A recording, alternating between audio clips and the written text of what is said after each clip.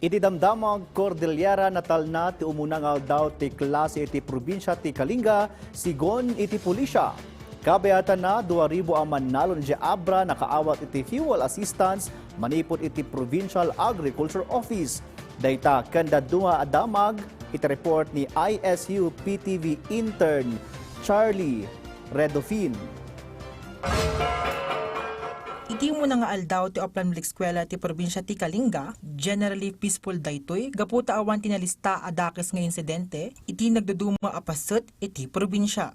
Agtintinulong matagiti kaming ti PNP, Public Order and Safety Office, kan barangay tanod, iti panangimanduda, iti guna iti trapiko, tapno maliklikan ti road crash nga sidig kadagiti pagadalan iti Tabuk City. Nakakadeploy gagito itonggal alas 7, aging gana alas 9 ti agsapa, kaya alas 3 aging gana alas 7 iti malim. Tinutuloy po natin itong plano natin, yung plan natin, na andyan pa rin yung police presence ng kapulisan sa mga iba't ibang paaralan. And then yung pag-manage ng traffic, andyan pa rin yung foot patrolling, and then yung mobile patrolling.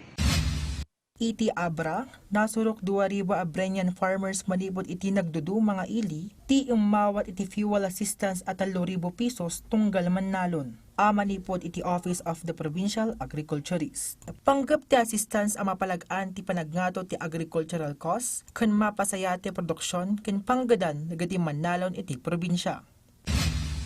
Iti Baguio City, agarup 50 a senior citizen iti nakapagparehistro iti yakap program iti PhilHealth. Timulong matgati empleyado ti barangay iti pinagproseso. Naisayang kat ti aktibidad, tapno maya si dagti komunidad ti serbisyo, kinsaan na nakasapulan nga agturong iti opisina. Panggap ti programa ti PhilHealth, ang ma-access dagiti nataingan, dagiti benepisyo, apang salunat. Al-alokuyon ti ahensya dagiti senior citizen na agparehistro, tapno magunod dagiti benepisyo ti ahensya.